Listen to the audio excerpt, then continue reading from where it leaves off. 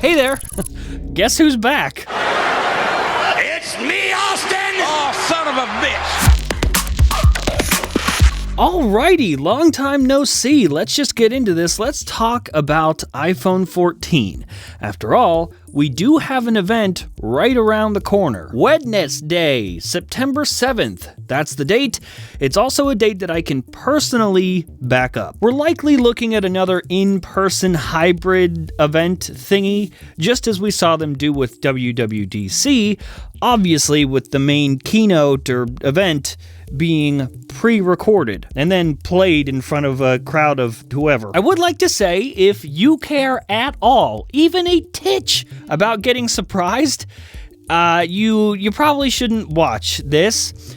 In fact, you probably shouldn't watch this show ever. It's kind of the worst. Okay, obviously, we're gonna get a mention of software that all the normies will be getting. I say that because, well, the rest of us already did it. We already downloaded all beta software that was available that released after WWDC. But all the normies will be able to download the public and final versions of at least iOS 16. Yeah, about the rest, iPad OS 16 is delayed for another month and actually won't be launching until October alongside macOS Ventura Pet Detective. In case it wasn't obvious yet, what we're talking about right now, this little list, these are the for sures. There are 4 maybes, things that we might see at the event on September 7th. We'll talk about those in a bit. For sure, we are getting the new Apple Watch Series 8.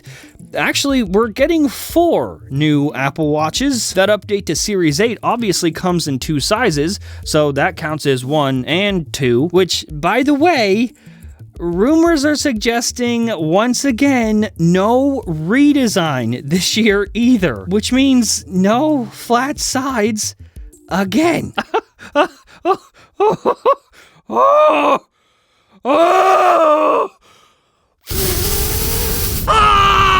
Anyhow, we also expect an update to the Apple Watch SE, which will be perfect for your grandma and for poor people. But then, the Mac Daddy, a brand new addition to Apple Watch, a Pro model, a rugged but pricey, and we're talking starting around $1,000 hairs pricey, slightly bigger Apple Watch made for a king. Oh, real quick, speaking of kings, Game of Thrones is back.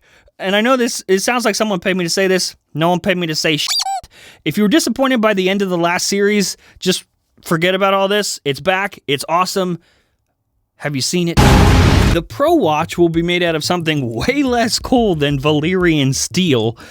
Just stronger titanium. For a year or so now, this rumored but definitely happening watch has been pitched as rugged and sportsy. In case you can't tell, I am not rugged or sportsy, but I will be purchasing it because I am a weak man. The next for sure is, of course, the iPhone 14 lineup. 4 models: iPhone 14, iPhone 14 but bigger, iPhone 14 Pro, and iPhone 14 Pro Max. These are renders that we made of the Pro models a couple months ago. They have been and are your best look ever at the iPhone 14 Pro. That is, until Apple shows you themselves. Expect the actual devices to look exactly like this or your money back. The regular iPhone 14 models, however, they are going to be strikingly iPhone 13e. Same notch, same chip even. Only the iPhone 14 Pro models are actually getting the new A16 chip this year. Okay.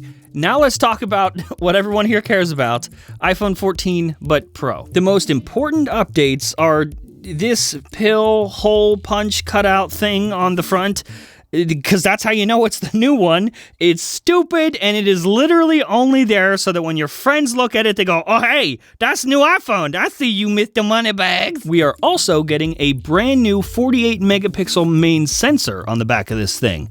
But perhaps most importantly, the biggest upgrade to the front-facing camera in a long time. Kuoming Chi told us back in June that the front-facing camera will feature autofocus for the first time ever with a larger 1.9 aperture, giving us just a little bit more natural depth of field, and because there is actual depth of field happening, autofocus to control that. And you know, a lot more exciting things happening with those phones, like... oh god, is that it? Oh, always on. Knew I was missing something. That's coming. That's also a for sure, but again, only for the Pro devices. It'll look like this. That much has already been accidentally, I'm using air quotes, leaked in source code for iOS 16. And that pretty much sums it up. So, not a lot of huge upgrades, but they are going to make you pay more for it because... Apple, that's right, the Pro models are going to cost roughly 15% more, and this is another something that I can independently corroborate here. Those Pro models could end up being like $100 more in price, $100 more than they were last year. Speaking of money, let's do the sponsor spot, and then after the break, we'll go over the wild cards for this event. The for maybes. And real quick, while I'm doing the read, I'm going to give you a little bit of time. Go ahead and leave a comment down in the comments below. I want you to guess like a full list of everything coming at this event in the exact order. If you give me a list in the exact order, no more, no less, exactly what happens at this event, after the event happens and you ended up being right, I will give you an iPhone. I'll let you pick one of the iPhone 14 models and I'll send it to you. Not a joke. When you have some money, what is the first thing people tell you to do?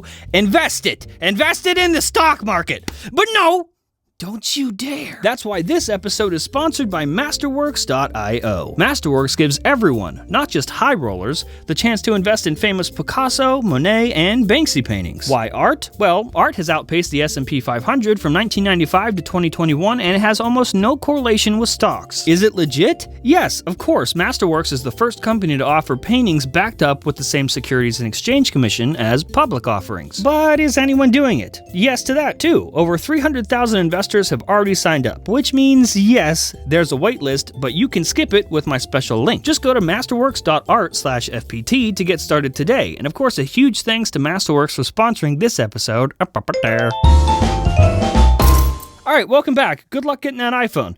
So let's talk about the for maybes, stuff that we're not necessarily guaranteed to get at this event, but we just might. Like AirPods Pro 2. That would be really cool. I have gone on record many times saying the AirPods Pro is one of my favorite Apple products ever.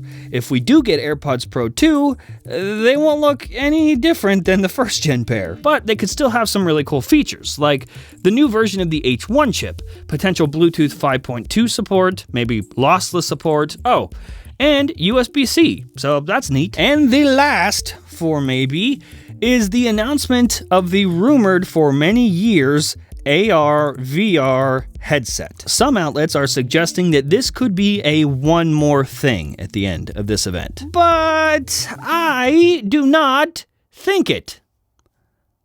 No. First of all, that would be too many big thing happen. That is a quote. Apple will not want to stretch the press that thin. The star of this show is obviously the iPhone 14 lineup in the Apple Watch. The iPhone being Apple's flagship. Like, this is their bread and butter every year. If they also announce a brand new product from a brand new product category, that starts to muddy the waters and spreads attention for each product a little bit too thin. For that, the headset, I'd expect to hear more towards January. Again, big product, completely new product category, and Apple has to try to explain AR and VR to normies.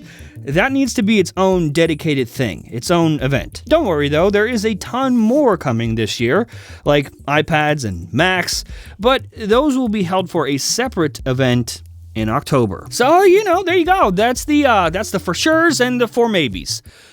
Do me a favor though. Don't tell Tim that you heard any of this from me.